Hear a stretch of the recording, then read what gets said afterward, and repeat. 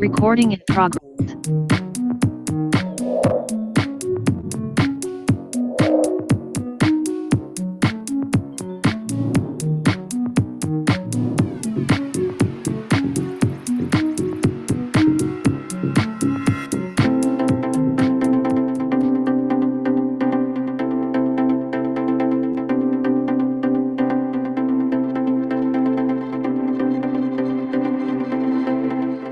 Después de un largo camino, que implicó más de 12 años de espera, el 14 de mayo de 2021 nació jurídicamente la Escuela Defensorial, que la impulsó la actual administración del Dr. Ángel Torres Machuca y tomó forma a través de su propuesta en la Ley Orgánica de la Defensoría Pública. La especialización, formación continua y capacitación es parte fundamental en nuestro propósito de garantizar a la ciudadanía un servicio de calidad. Por ello, impulsamos con mucho entusiasmo este proyecto académico en nuestra ley. Entre sus funciones, la Escuela Defensorial debe identificar necesidades de formación, programas de capacitación, promover la cooperación interinstitucional, promover la integración de estudiantes de Derecho y proporcionar al Consejo de la Judicatura insumos para los bancos de preguntas en los concursos de méritos y oposición y evaluación de desempeño. Dentro de nuestros planes y programas priorizamos temáticas relacionadas con derechos humanos, interculturalidad, movilidad humana, derecho indígena, violencia de género y programas de prevención de violencia contra las niñas, niños y adolescentes. La Escuela Defensorial busca proporcionar a los defensores públicos herramientas jurídicas y técnicas para que quienes más necesitan reciban la mejor defensa posible. Nuestro compromiso es trasladar esos conocimientos a la práctica para generar un perfeccionamiento laboral y una gestión eficiente. Escuela Defensorial.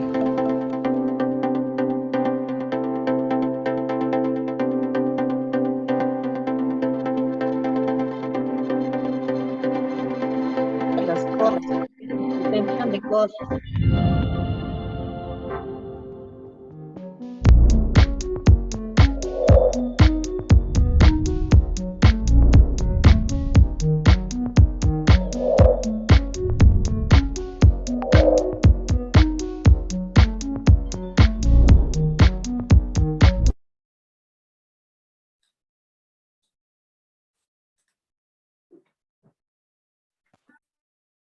La Defensoría Pública del Ecuador y la Escuela Defensorial se complacen en dar la cordial bienvenida a todas y todos a la capacitación denominada Cámara de GESEL, Procedimiento, Importancia y Actuación del Defensor.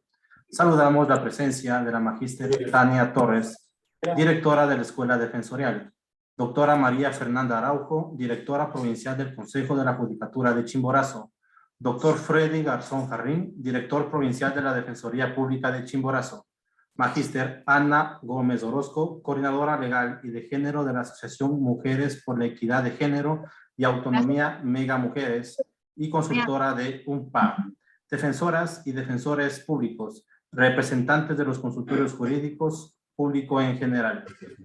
En la práctica diaria del derecho es importante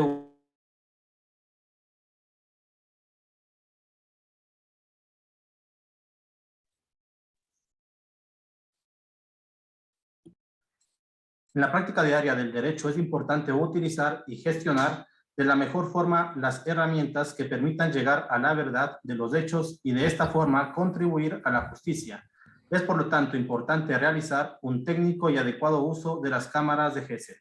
A continuación recibimos las palabras del doctor Freddy Garzón Jarrín, director provincial de la Defensoría Pública de Chimborazo, quien dará la bienvenida a este evento de capacitación. Doctor.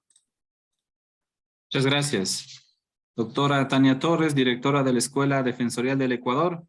Máster Ana Gómez Orozco, profesional ponente de este evento de capacitación. Doctora María Fernanda Araujo, directora del Consejo de la Judicatura de Chimborazo, que siempre nos está colaborando en este tipo de eventos. Señores coordinadores regionales y directores provinciales de Defensoría Pública del Ecuador.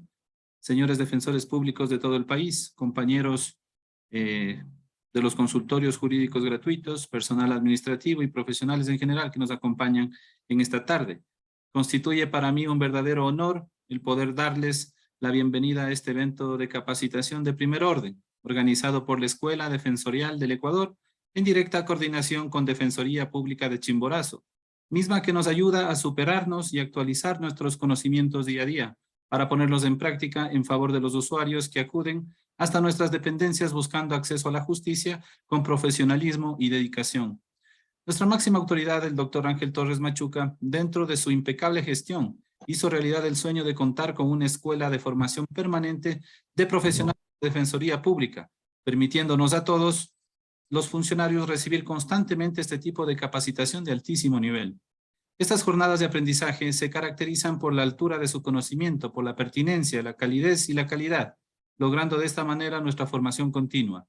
En esta ocasión tenemos la oportunidad de contar con la máster Ana Karen Gómez Orozco, destacada profesional y consultora de múltiples colectivos y fundaciones garantistas de derechos, a quien agradecemos gentilmente por brindar su profesionalismo y conocimiento en favor de todos los funcionarios que integramos la Defensoría Pública del Ecuador, quien hoy nos instruirá con el tema denominado Cámara de Gesell, procedimiento, importancia y actuación del defensor.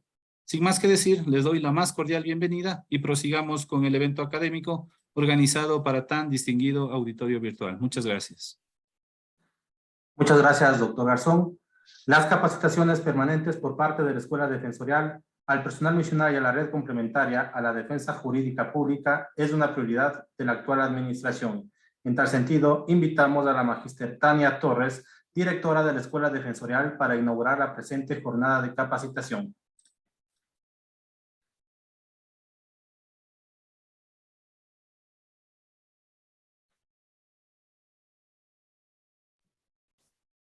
Muchísimas gracias, muy buenas noches con todas y con todos. Es para mí un gusto estar presente nuevamente en una nueva jornada de capacitación, justamente con un tema muy interesante que creo que es de interés para toda la comunidad jurídica que nos acompaña esta noche.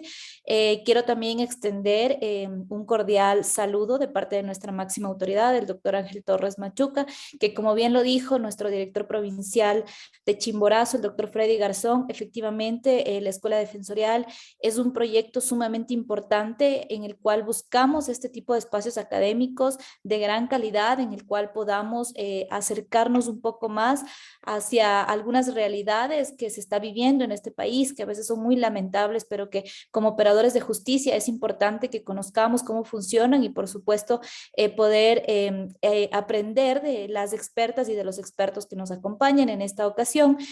Una valiosa mujer que trabaja en una organización que justamente trabaja temas muy de cerca con las víctimas de violencia. Entonces, muy agradecidos con Ana Karen por este espacio. También ella es exfuncionaria de la Defensoría Pública. Entonces, gracias también por darte este espacio para una institución que sabemos que quieres mucho y esperamos pues que el espacio académico sea de muchísimo provecho para todos. Adelante, Daniel, por favor. Agradecemos la intervención de la directora de la Escuela Defensorial. De esta manera, damos por inaugurada esta jornada de capacitación. Recordamos a los asistentes las siguientes indicaciones: mantener encendidas sus cámaras, silenciar los micrófonos, identificarse con nombres y apellidos, registrar de manera obligatoria su asistencia mediante el link que será enviado los 10 últimos minutos de esta capacitación a través del chat de Zoom. Esta capacitación generará un certificado de asistencia. Indicamos también que a través del chat de Zoom se recibirán las preguntas para la expositora que serán leídas y contestadas al término de su exposición.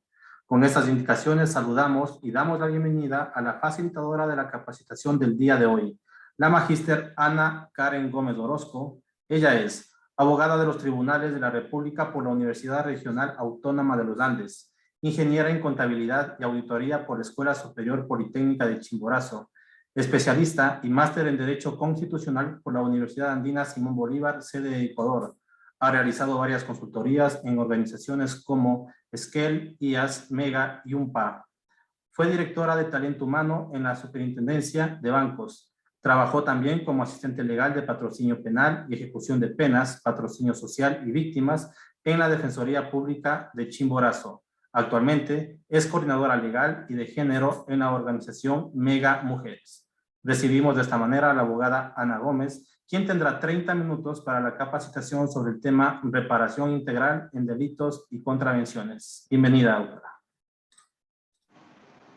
Muchas gracias, Daniel. Buenas noches con todas y todos. Solo una aclaración, ese no era el tema. En realidad, el tema de esta noche es el testimonio anticipado y el rol del defensor. Gracias por la presentación. Para mí es un gusto estar esta noche con todas y todos ustedes. Daniel, un favor, quisiera que me ayudes, por favor, compartiendo las diapositivas. Claro, Y en este bueno, momento le ayudan a compartir. Gracias, muchas gracias. Y bueno, para dar inicio al tema, en realidad, el testimonio anticipado es la única prueba anticipada que nosotros tenemos actualmente en nuestra normativa. Esto no quiere decir que sea la única prueba anticipada que existen en otras normativas y que puede existir también en la nuestra. Por ejemplo, países como México o Paraguay consideran casi todos los medios probatorios que pueden ser obtenidos de manera anticipada. Sin embargo, el Ecuador ha adquirido una normativa que establece básicamente que solo la prueba testimonial puede ser receptada de manera anticipada y no necesariamente en la audiencia de juicio. Sin embargo, tiene que ser practicada en la audiencia de juicio. ¿Y con qué motivos en sí ha adquirido la normativa ecuatoriana el testimonio anticipado como una prueba fundamental? En primer lugar, como protección a las víctimas. La protección de manera prioritaria del principio de no revictimización. Y precisamente por eso es que se establece que el testimonio anticipado puede ser receptado en casos de violencia sexual, en casos de violencia intrafamiliar y de género, inclusive en la investigación previa.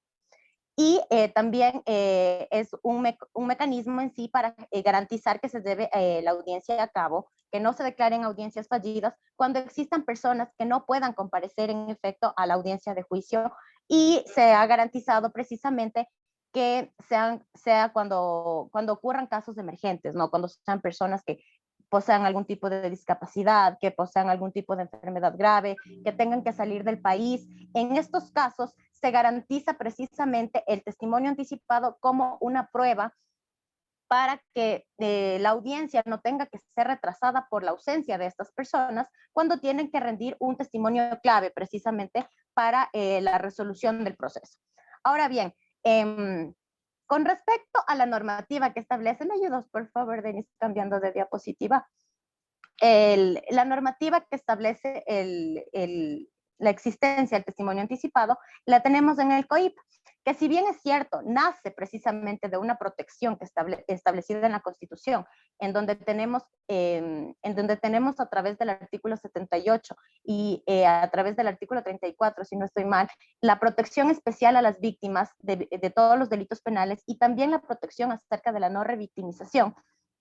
Tenemos también esto trasladado a la normativa legal, en donde el COIP establece en su artículo 444, dentro de las atribuciones del fiscal, la solicitud de estos testimonios anticipados. Es decir, es el fiscal quien debe solicitar esto de manera motivada y debe garantizar precisamente la comparecencia de todas las personas y los sujetos procesales a esta toma de testimonio anticipado. Asimismo, en la siguiente diapositiva podemos ver cómo se establece como parte de la normativa también las reglas generales precisamente para la prueba y los elementos de convicción que deben tener. ¿Por qué? Porque no podemos olvidarnos que en sí el testimonio anticipado es una prueba. Es parte de las pruebas testimoniales, así como tenemos las pruebas documentales y las pruebas periciales, tenemos las pruebas testimoniales que son en este caso las que se pueden dar de una forma anticipada. Y aquí se establece, en este artículo se establecen las reglas que tienen que seguirse para que se pueda llevar a cabo un testimonio anticipado. De la misma manera, tenemos en la siguiente diapositiva otro de los articulados establecidos en el COIP que nos manifiesta. ¿Me pueden ayudar cambiando la siguiente diapositiva, por favor? Es precisamente cómo se rinden las versiones ante él o la fiscal, que es precisamente en este articulado también se establece que si es que las personas tienen que ausentarse por cualquier motivo de la audiencia de juzgamiento, el fiscal podrá solicitar este testimonio anticipado al juez y que él mismo se tendrá que practicar en la audiencia de juicio. En el artículo 510 del COIP también tenemos, en cambio, las reglas para el testimonio anticipado de la víctima. Estas reglas son, se podría decir que son diferentes a las que existen para cualquier testigo, porque en estas, cuando se trata del testimonio anticipado de una víctima, se tiene que tener en cuenta, en primer lugar, la perspectiva de género. La perspectiva con la que fue constituida y con la que fue construida e incluida en nuestra normativa este testimonio anticipado. Porque lo que primero se tiene que garantizar es precisamente la no revictimización. Para eso existe este testimonio anticipado, para que la víctima no tenga que enfrentarse de manera personal con su posible agresor, para que no tenga que pasar por momentos que pueden ser traumáticos y de cierta manera revictimizantes, y sobre todo para que la víctima no tenga que estar repitiendo una y otra vez lo que le sucedió, para que no tenga que repetirle al funcionario de ventanilla, para que no tenga que repetirle otra vez al secretario, para que no tenga que repetirle otra vez a su abogado, y seguir repitiendo esto a través de diferentes instancias, lo que ocasiona precisamente que las víctimas pierdan de cierta forma a veces la fe en el sistema de justicia. Entonces, se establece que en realidad esta Cámara de Gesell se vuelve el sistema de protección para las víctimas, que en efecto el testimonio anticipado, como la mayoría de nosotros conocemos, tiene que ser dirigido por un juzgador o juzgadora. Esto no quiere decir que las personas que participen en ella no deban tener especialización para llevarlo a cabo. Es por esto que se establece que tiene que ser un psicólogo, un trabajador social, quien dirija precisamente las preguntas que se tienen que realizar a estas víctimas. Asimismo, adicional a la normativa que tenemos, el Consejo de la Judicatura ha desarrollado varios protocolos que establecen la forma en la que se tienen que utilizar las cámaras de Gesell, establece la forma en la que se tienen que ocupar, y así también tiene establecido un protocolo especial para la toma del testimonio anticipado cuando se trate de niños, niñas y adolescentes. Establece un protocolo que contiene inclusive preguntas que tienen que realizarse para que los niños, niñas y adolescentes puedan sentir confianza de contar precisamente su historia y de contar lo que es importante dentro del proceso penal en sí. En la siguiente diapositiva también tenemos precisamente que parte de las reglas es que el juzgador adoptará las medidas necesarias para que precisamente se evite cualquier tipo de revictimización. Es decir, el papel fundamental dentro de la toma de un testimonio anticipado la van a tener los juzgadores o juzgadoras. En primer lugar, porque son quienes se encargan de garantizar que no se vulneren derechos en ninguna de las dos partes. Y en segundo lugar, porque son los encargados de garantizar también que no exista una revictimización. ¿Cuál es el conflicto en general dentro del testimonio anticipado? Nuestra normativa contempla que el testimonio anticipado pueda ser receptado en investigación previa.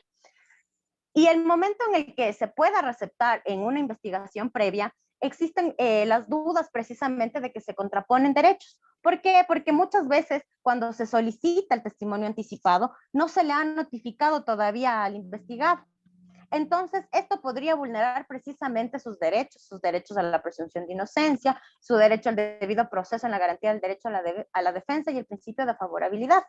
Sin embargo, se contrapone precisamente con los derechos de la víctima cuando se trata de delitos sexuales o de delitos de violencia de género, cuando se contrapone principalmente al principio de no revictimización del que ya he hablado, se contrapone el derecho a la verdad de las víctimas y al derecho al acceso a la justicia que tienen todas estas víctimas. Entonces, precisamente cuando entran en conflicto estos derechos de ambas partes, se vuelve mucho más necesario un rol activo tanto de fiscales, defensores públicos como juzgadores. Es por esto que en cuanto a los roles de los diferentes operadores de justicia, como les mencionaba hace un momento, el rol principal es el del juzgador, al ser la persona que establece precisamente que la garantía de los derechos se cumpla. Asimismo, el juzgador tiene que establecer, ya cuando se encuentre este proceso, cuando llegue, si es que llega a etapa de juicio, el valor probatorio que puede aportar el testimonio anticipado. Que si bien es cierto, el testimonio anticipado es sumamente importante, no es la única prueba que puede ser utilizada dentro de estos procesos. Aunque en realidad suele convertirse en una prueba que conduce precisamente el proceso. Y entonces es importante que el juzgador mantenga este rol. Seguido tenemos el rol de la fiscalía. La fiscalía obviamente tiene un rol preponderante en nuestra normativa, ya que Fiscalía es la única encargada de poder pedir y solicitar este testimonio anticipado, lo que no sucede en otras normativas. Por ejemplo, en México, que puede existir, y esto, así como les dije que el testimonio no es la única prueba anticipada a la que pueden acceder las partes, tampoco es exclusividad de la Fiscalía acceder a ella. Es decir, cualquiera de las partes puede solicitar las pruebas anticipadas. En el caso ecuatoriano no es así. Aquí solamente la Fiscalía puede solicitar la práctica de este testimonio anticipado y evidentemente la tiene que motivar.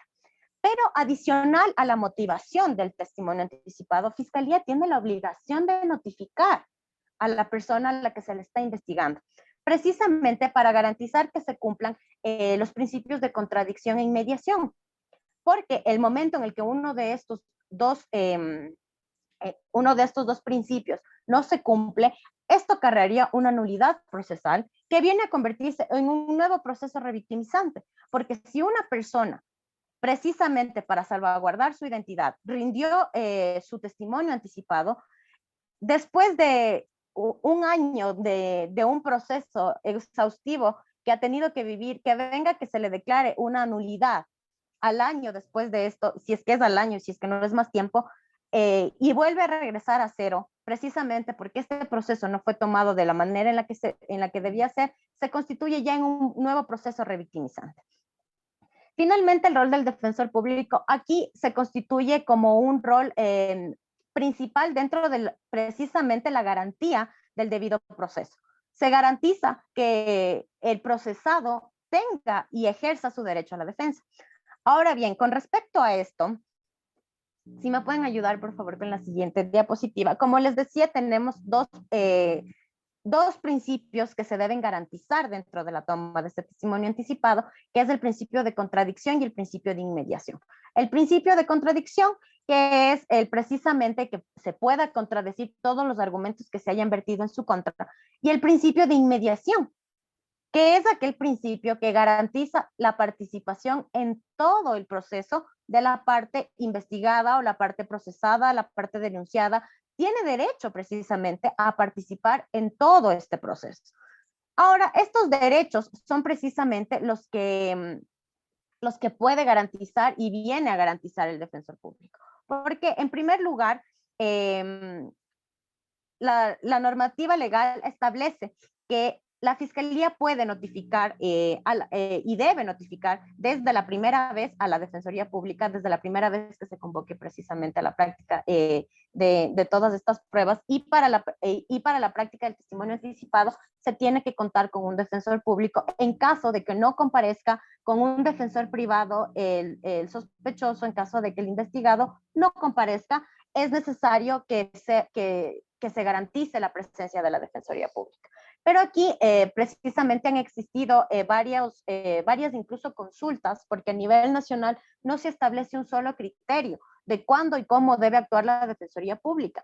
Entonces, han llegado consultas a la Corte Nacional, quien precisamente en la absolución de consultas que tiene ha establecido ya la diferencia entre lo que es acceder a una defensa técnica y a una defensa material, que constituyen un real derecho a la defensa.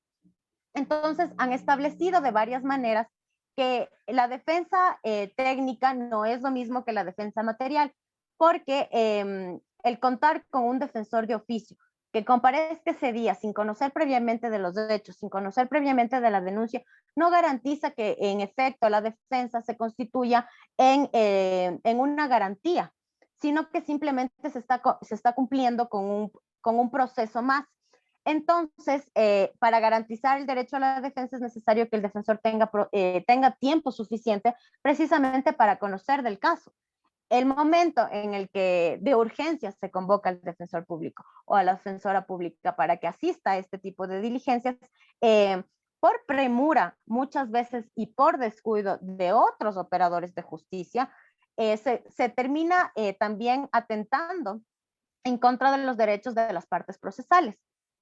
porque el momento en el que no se puede tener conocimiento a un proceso judicial, a una denuncia en sí, no se puede garantizar que se realicen las preguntas adecuadas para contradecir lo que se está diciendo en su contra, ni tampoco se puede garantizar el hecho de que después la persona investigada o la persona procesada quiera continuar con la defensa pública, porque es necesario que para garantizar el derecho a la defensa, esta persona diga que quiere contar con el patrocinio de la Defensoría Pública o que quiere continuar con ese patrocinio. Caso contrario, también se pueden alegar nulidades. Entonces, en ese sentido, una de las consultas absueltas por la Corte Nacional de Justicia, que se establece en el criterio no vinculante PCPJO-0159 del 1 de junio del 2018, establece que es obligación de la Fiscalía el precisamente realizar todos los actos de notificación a la persona sospechosa. Y que si en efecto el testimonio anticipado se lo quiere recetar en el momento de la denuncia, es necesario que el defensor público comparezca, pero que para garantizar precisamente este derecho a la defensa, el defensor público tendría que tomar contacto con el sospechoso una vez que Fiscalía haya realizado todas las investigaciones adecuadas para que precisamente se pueda asegurar que este derecho a la defensa no se vea vulnerado.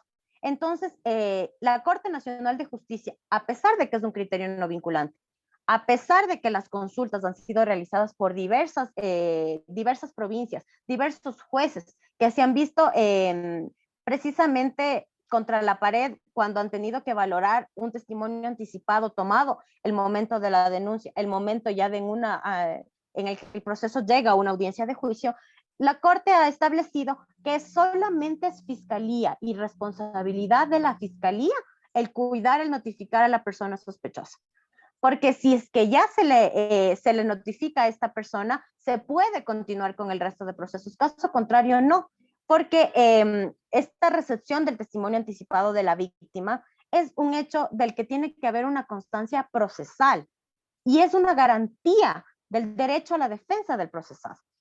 En ese sentido, si bien es cierto, la Defensoría Pública tiene la obligación de comparecer, la Corte establece que la Defensoría Pública tiene también la obligación de verificar que esta notificación haya sido recibida por la persona sospechosa, en este caso, para garantizar que se cuiden los principios de contradicción e inmediación, que son principios que sustentan el proceso y en sí que sustentan toda la etapa de juicio dentro del procedimiento penal.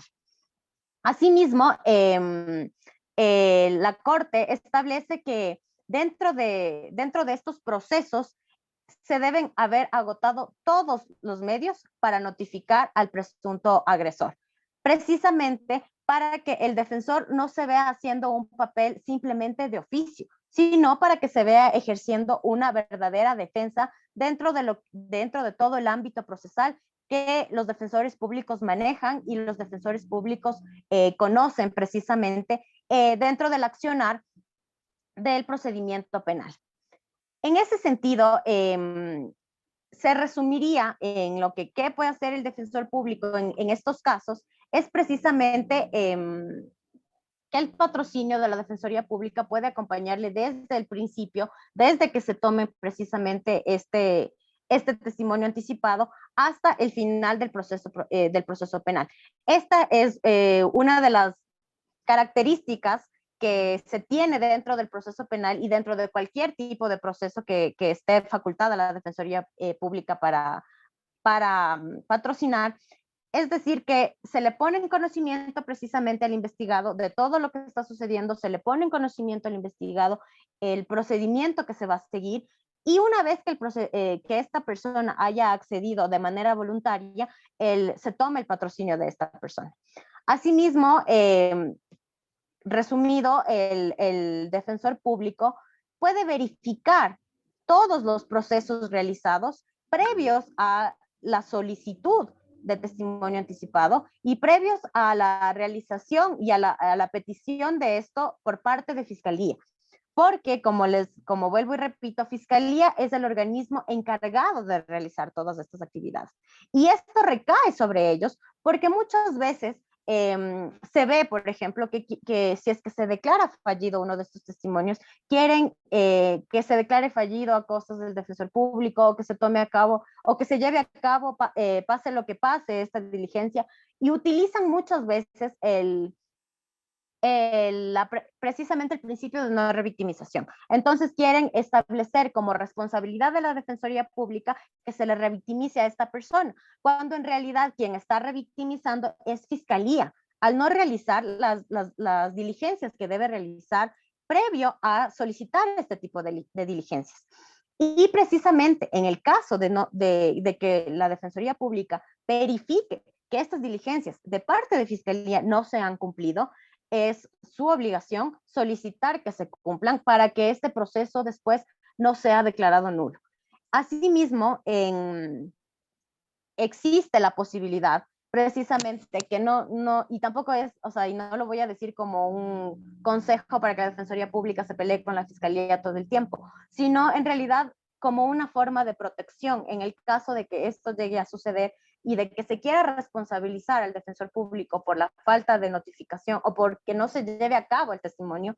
En realidad existen dos infracciones dentro del Código Orgánico de la Función Judicial, una establecida como una infracción grave y otra establecida como una infracción gravísima, tanto en el artículo 108 como en el artículo 109 del Código Orgánico de la Función Judicial, que son infracciones cometidas por las personas que no han notificado a tiempo precisamente de todo este tipo de diligencias.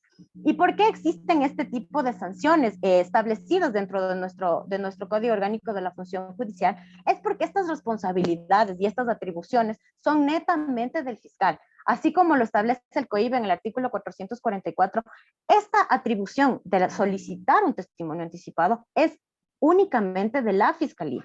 Entonces, el momento en el que este testimonio no cumple los requisitos o no ha sido notificado con anterioridad al sospechoso, no es responsabilidad del defensor público.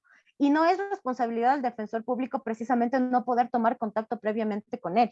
Es una responsabilidad netamente de Fiscalía que debe ser sancionada para que este tipo de hechos no se vuelvan a repetir.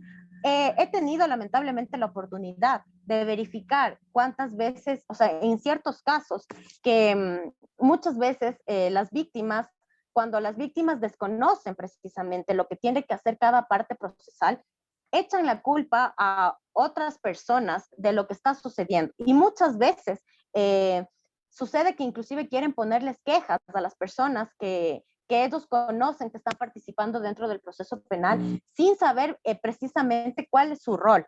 Y muchas veces es precisamente por cosas como esta, porque tal vez en un testimonio anticipado fue el defensor público quien solicitó que ese testimonio no se dé porque no ha comparecido el sospechoso y no ha tenido contacto con él o no se le ha notificado con él, cuando en realidad esta es una responsabilidad del fiscal. Pero precisamente sucede que este tipo de hechos se tergiversan. Muchas veces cuando las víctimas no tienen un abogado particular, la única palabra que escuchan en sí es la de la investigación que se está realizando en Fiscalía y desconocen precisamente por qué se está retrasando tanto esto. Y a veces inclusive atacan o quieren poner quejas en contra de las personas que no se han encontrado con responsabilidad dentro de estos hechos. Es por eso que precisamente para garantizar que la Defensoría Pública mantenga el estatus que tiene, que es el de defender de manera gratuita a las personas que por su condición de vulnerabilidad no pueden acceder a un abogado privado. Esto quiere decir que es precisamente un rol básico y fundamental dentro de un proceso que además recae sobre ellos la responsabilidad de ejercer una defensa no solo material, sino una defensa técnica, que tenga conocimiento precisamente de los hechos, de la versión del procesado, para saber en dónde contradecir, porque caso contrario se convierte en un mero espectador de lo que está sucediendo y no se puede alegar ningún hecho en defensa de esta persona. Si bien es cierto, esta figura nace en protección a las víctimas y por la gravedad de este tipo de delitos, esto no quiere decir que de alguna manera se le deje desprotegido, en este caso, a la persona que está siendo sospechosa o que está siendo investigada, porque de todos perdería el sentido por el cual esta Defensoría Pública fue creada, perdería el sentido por el cual la defensa penal está precisamente en sus manos, la defensa penal procesados. Entonces, es necesario resaltar que estas responsabilidades recaen y tienen que recaer sobre los organismos competentes, que en este caso es netamente la Fiscalía General del Estado. Eso es todo por el momento. Muchísimas gracias. No sé si es que tengan alguna pregunta. Quedo a las órdenes. Agradecemos a la abogada Ana Gómez Orozco por su exposición. A continuación, damos paso a la ronda de preguntas recibidas en el chat de Zoom o si desean hacer uso de la palabra, solicitar alzando la mano. Se anuncia a los presentes que se procedió a enviar el link de asistencia por medio del chat de Zoom. Si de pronto algún asistente quiera hacer uso de la palabra, por favor puede solicitar. Tenemos una pregunta en el chat. ¿Cuántas veces se puede realizar el testimonio anticipado tomando en cuenta que realizarlo constantemente podría ser revictimizante? El testimonio anticipado por su naturaleza debería realizarse en una única ocasión.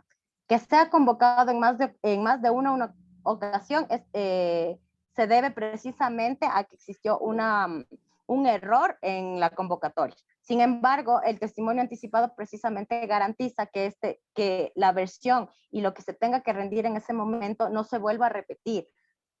En primer lugar, por las víctimas, para que no tengan que repetir la historia, y cuando se trata de personas que tienen que comparecer a audiencia y no pueden, precisamente para adelantar ese testimonio en la audiencia de juicio. Así es que es una única ocasión en la que se tendría que tomar el testimonio anticipado en cada uno de los procesos.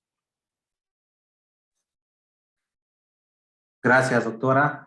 Reiteramos nuevamente la oportunidad de poder invitarles a los presentes que hagan alguna pregunta. Ya tenemos María José, alzó la mano, vamos a darle paso. Adelante, María José. Buenas noches, doctora. Una pregunta. Una vez realizado el testimonio anticipado en audiencia de juicio, si el fiscal en el anuncio probatorio, en la audiencia probatoria y preparatoria de juicio, lo único que coloca es como prueba testimonial, testimonio de la niña de iniciales NC, entre paréntesis, testimonio anticipado. En anuncio de prueba, como prueba documental, únicamente coloca testimonio anticipado de la niña NC. ¿Puede darse en audiencia de juicio la reproducción de ese testimonio anticipado? Tendría que solicitar precisamente Fiscalía que se reproduzca ese testimonio anticipado previamente, garantizando precisamente que la víctima no se encuentre en ese momento, porque es necesario que esa prueba sea contradecida y que el tribunal valore esa prueba por cómo fue obtenida también. Tenemos otra mano alzada de Erecando. Ahora puede hacer la pregunta. Sí, muchísimas gracias. El Código Orgánico Integral Penal establece que se puede tomar testimonios anticipados excepcionalmente en el 504. Dice que la víctima puede ser. Pero los señores fiscales o el ente acusador generalmente en las investigaciones previas toman testimonio anticipado de cualquier delito. Primero es sospechoso. No es sujeto procesal y para el principio de contradecir la prueba y de inmediación, tienen que ser los sujetos procesales, no un sospechoso para que se tome un testimonio anticipado. La Corte excepcionalmente ha establecido jurisprudencia sobre los menores adultos y el tema de delitos contra la integridad sexual. Pero el ente acusador los toma en todos los delitos. Entonces, ese es un problema. El segundo problema que radica es en el testimonio de los menores que han sufrido cualquier clase de violencia, se ve en el juzgado de violencia y la conversación que tiene la psicóloga como primer paso de la entrevista con la víctima, no es una conversación en sí, hay ese reglamento, normativa, no el protocolo que está emitido por el Consejo de la Judicatura, establece que hacen preguntas sugestivas, no hay cómo objetarle absolutamente nada de esa entrevista. Es decir, quiere decir que la interrogación de la víctima primero la hace la psicóloga, no tal como dice el manual de la conversación. Es un problema gravísimo que tenemos, no sé si en otras provincias pasa, pero en esta provincia sí pasa, y el control, la notificación, como dice usted, es muy acertado. El 109, numeral 18, establece que la responsabilidad es una falta gravísima, la notificación, y creen que la Defensoría Pública no es sujeto procesal, sino es un objeto para validar un proceso. Y en eso estamos, creo que hay que rectificar ciertas cosas y seguir trabajando en ese sentido. ¿Me escuchó? Gracias. Sí. Bueno, con respecto a esto, si bien es cierto, Fiscalía puede solicitar, es finalmente el juzgador quien da paso a que estos testimonios anticipados se lleven a cabo. En efecto, si es que se están llevando a cabo de una manera irregular y de una manera que no se establece en la normativa. Por ejemplo, el testimonio anticipado del sospechoso, que no es algo que esté contemplado dentro de nuestra normativa. Esto también es un motivo, por ejemplo, de queja en contra del juzgador. Un motivo de inclusive una petición de una declaratoria jurisdiccional previa por error inexcusable que debería ser declarada por los juzgadores superiores en el proceso de revisión del proceso. Si es que este proceso llegara justamente a un proceso de apelación o a un proceso de revisión por un superior, es necesario pedir también la revisión de la actuación del juez por haber dado paso a este tipo de testimonios, porque estos testimonios tienen que ser garantizados, tienen que ser motivados cuando se solicita. Y el momento de la solicitud, si en efecto no existe una argumentación necesaria para que se dé paso a esto, ya no está solo cometiendo un error el fiscal, porque el fiscal puede pedir lo que quiera, pero a fin de cuentas es el juzgador quien tiene esta garantía de dar o no dar paso a estas peticiones de fiscalía. En ese sentido, y con respecto también a la práctica y al irrespeto del protocolo forense de la escucha especializada, si bien es cierto, esto para niños, niñas y adolescentes nació con la intención de proteger precisamente a niños, niñas y adolescentes que vienen a constituir grupos de atención prioritaria, no puede tampoco esta actuación ir en contra de los derechos del procesado. En ese sentido, igual sería, si es que existe, si es que no se está siguiendo el protocolo, si es que las preguntas de alguna manera vienen a ser sugestivas, esto también es sujeto de verificación a través de los juzgadores. Entonces, cada una, como manifestaba en un inicio, cada uno de los sujetos procesales y cada uno de los operadores de justicia tiene un rol distinto. El rol del juzgador viene a ser el más importante porque es quien garantiza precisamente que estas cosas se den o no se den. Lamentablemente, en nuestro país a veces no todas las personas que ejercen la potestad de administrar justicia tienen este tipo de compromiso con la garantía de los derechos. Sin embargo, siempre existe la posibilidad también de hacer que esto sea revisado por un tribunal superior. Gracias, doctora. En este momento damos paso a Pizarro. Doctor Pizarro, por favor. Gracias. Doctora, buenas noches, y con todos los presentes, muy buenas noches. En primer lugar, le felicito por su exposición. Quería hacerle una consulta respecto justamente del testimonio anticipado. ¿Qué pasaría, doctora, si se rinde un testimonio anticipado, pero por error o por un lapsus de fiscalía no se anuncia como prueba en la audiencia de evaluación y preparatoria de juicio, sino por el contrario, se vuelve a anunciar el testimonio? ¿Aquello no sería revictimizar a la víctima, doctora? Y si aquello podría ser solicitado como nulidad en el momento procesal oportuno. Sí, claramente está yendo en contra de la misma razón de ser del testimonio anticipado. Si precisamente el testimonio anticipado nace y tiene su razón de ser en la normativa para proteger a las víctimas de no volver a repetir los hechos, y esto ya se ha dado precisamente bajo la supervisión del psicólogo, trabajador social, de las personas que intervinieron en el testimonio anticipado, volverlo a hacer significa ya no solo revictimizar, sino significa también una negligencia manifiesta de parte de la persona que en este sentido no mantuvo estos audios y videos bajo el resguardo que debía. Y también son inclusive infracciones que se encuentran tipificadas en el artículo 109 del Código Orgánico de la Función Judicial. Por lo tanto, sí podría acarrear una nulidad, pero más allá de eso viene a perjudicar más que a los sujetos procesales, más que al procesado, a la misma víctima. Por lo tanto, pierde toda la razón de ser la toma del testimonio anticipado, que inclusive en ese sentido podría ser negado también por el juzgador en razón de que ya se llevó a cabo. Adelante, Damián González. Doctora, buenas tardes. A todos los presentes también, muy buenas tardes. Primeramente, doctora, felicitándole por la exposición magnífica. Y mi pregunta va dirigida de la siguiente manera. Si bien es cierto, usted, doctora, menciona claramente que se puede tomar el testimonio anticipado, y tal cual también sostiene el Código Orgánico Integral Penal lo mismo. También dicho cuerpo normativo establece en el artículo 443, numeral 2, el sistema de protección y asistencia a víctimas, testigos y otros participantes del proceso. Mi pregunta es la siguiente. ¿Usted considera hoy en día en nuestro país, en la actualidad en la que vive el país y en la situación que se encuentra, si cumple a cabalidad esta facultad que tiene la Fiscalía? Gracias.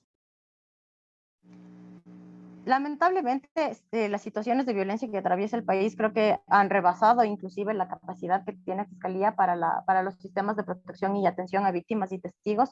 Sin embargo, hasta donde tengo conocimiento, se mantiene el seguimiento que dan a estas personas, a las personas que se acogen a estos programas. Estos programas son programas especializados que no necesariamente pertenecen a todo proceso penal, sino suceden bajo previa solicitud precisamente del ingreso de estas personas a los programas de protección. Y las personas encargadas de realizar este seguimiento son quienes se encargan también de emitir los informes de la situación en la que se encuentran estas personas. Como decía, lamentablemente la ola de violencia que se vive a nivel nacional rebasa inclusive a veces la labor de, por ejemplo, los defensores públicos que se encuentran en audiencias, cuando las flagrancias son más de lo que solía ocurrir antes. Sin embargo, es una obligación también a través del Consejo de la Judicatura el poder dotar del personal necesario, ¿no? Para que este tipo de protección se pueda seguir llevando a cabo. Doctor Mogrovejo, adelante, por favor. Gracias, muy amable. Felicitaciones, doctora, por su exposición. Quisiera hacerle la siguiente consulta. Estamos hablando obviamente del testimonio anticipado y como tal eso constituye ya una prueba el momento en que se practique en juicio. Tomando en consideración que el testimonio anticipado constituye ya una prueba y la prueba se practica específicamente en juicio, nuestra Constitución establece que se encuentra prohibido el juzgamiento en ausencia. Y aquí va la pregunta. ¿Qué pasa en los casos en los cuales este testimonio anticipado se practica, qué sé yo, en una investigación previa, en una propia instrucción fiscal, en la cual no se tiene contacto con la persona procesada? Es decir, no se sabe esa persona. Y lo que se está haciendo en ese momento es practicar el testimonio anticipado, que ya constituye una pequeña parte del juicio, porque los testimonios se dan en juicio. ¿Cómo se subsana eso si en nuestra Constitución se encuentra prohibido el juzgamiento en ausencia de las personas? ¿Cómo explica usted que tenga validez eso? ¿Cómo eliminamos el derecho que tiene la persona a no ser juzgada en ausencia? Si es esa nuestra Constitución, porque, por ejemplo, los delitos de naturaleza sexual no se encuentran dentro de los delitos que se permite el juzgamiento en ausencia.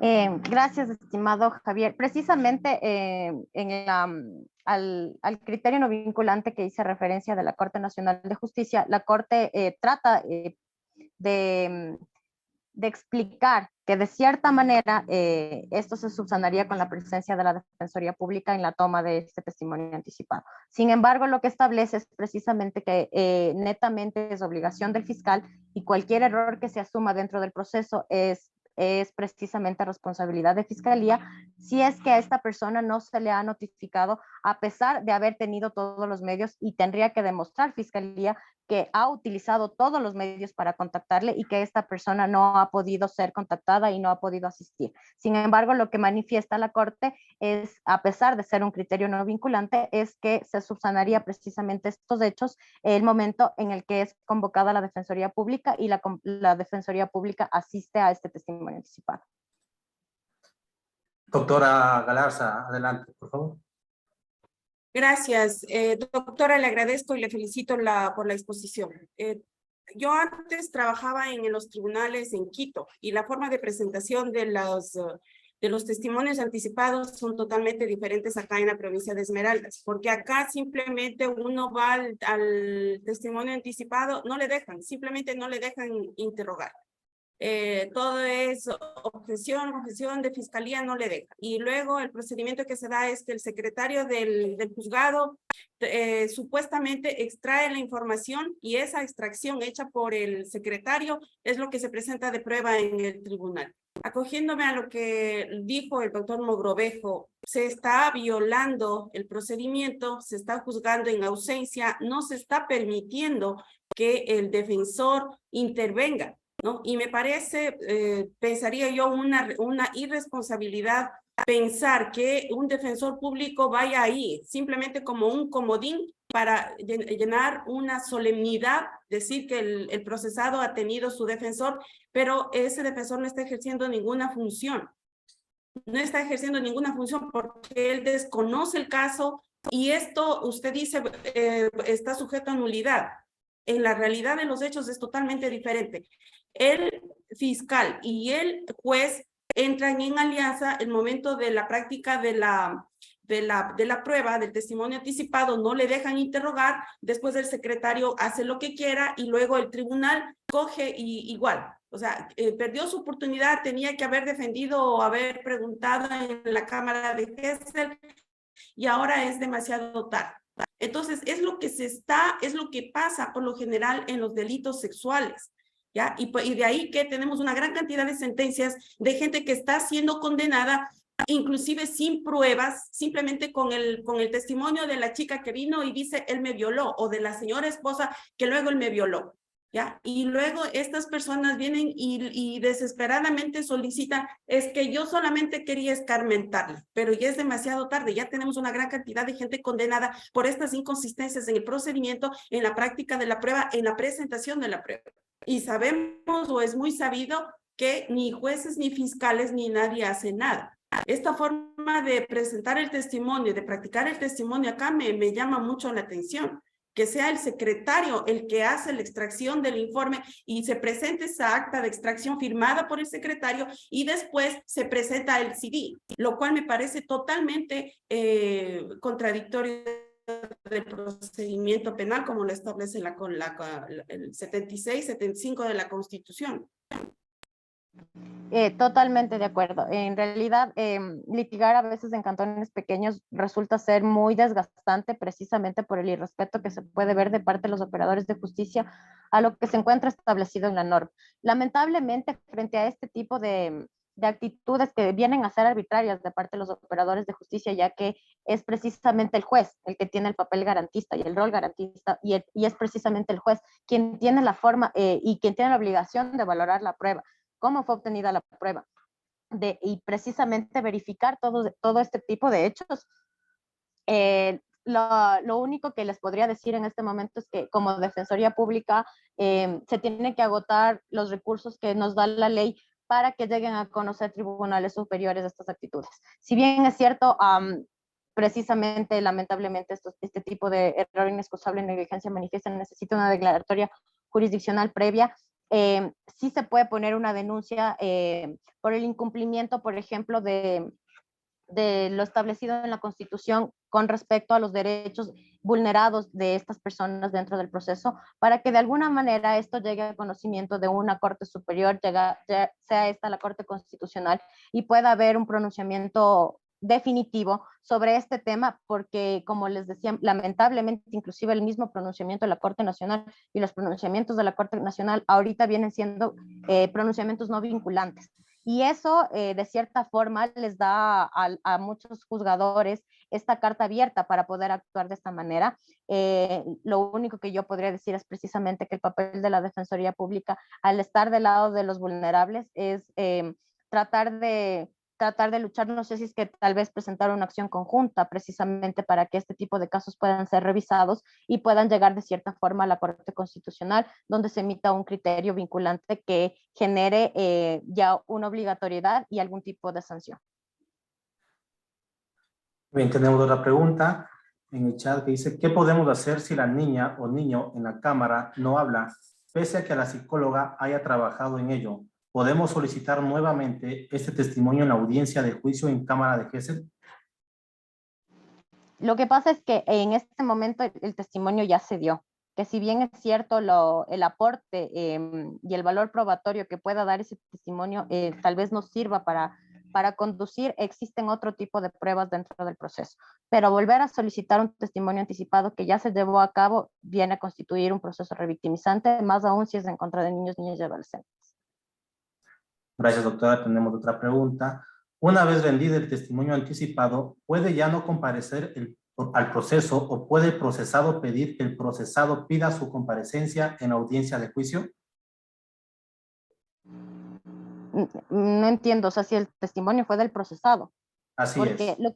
Lo que pasa es que precisamente ahí tendría que revisarse este proceso de obtención de prueba, porque el testimonio anticipado es una figura que se ha establecido para las víctimas de delitos sexuales y delitos de violencia intrafamiliar y de género, y para las personas que de manera motivada no puedan comparecer a la audiencia de juicio. Esto quiere decir porque tengan algún tipo de discapacidad, porque tengan que ausentarse del país, porque tengan algún tipo de enfermedad catastrófica, no por cualquier otro motivo que no entre dentro de las justificaciones que se establecen para que pueda tomarse ese testimonio anticipado. En el caso de que se le esté tomando, como manifestó la persona que hizo una pregunta hace unas 3 preguntas, que se les está tomando a todos los procesados y en todo tipo de delitos, se está desnaturalizando por completo lo que es el testimonio anticipado, y esto sí tiene que ser revisado. No puede llevarse a cabo de esta manera. Por lo tanto, se tiene que alegar ante el juez la obtención de ese testimonio anticipado y la razón por la cual se ha solicitado ese tipo de prueba, la práctica de ese tipo de prueba cuando la norma no la tiene contemplada de esa forma. Gracias, doctora. Después de haberse tomado el testimonio anticipado y al momento de reproducirlo, no se puede hacerlo. ¿El tribunal puede aceptar que la víctima comparezca a rendir su testimonio? No puede aceptar eso, ya existe el testimonio anticipado. Precisamente lo que tendría que determinar es la responsabilidad en contra de la persona que ha impedido que ese testimonio anticipado pueda reproducirse en audiencia. Como defensor de víctimas, ¿se puede exigir que la psicóloga que está realizando la pericia sea la encargada de estar en la Cámara de Gesell? Podría solicitarse a través de Fiscalía que Fiscalía fundamente esa petición ante el juez. Gracias, doctora. Bien, de esta manera agradecemos a las autoridades presentes, a la facilitadora de este evento, la abogada Ana Gómez Orozco, y demás asistentes por su importante participación en esta jornada de aprendizaje. Buenas noches con todas y todos.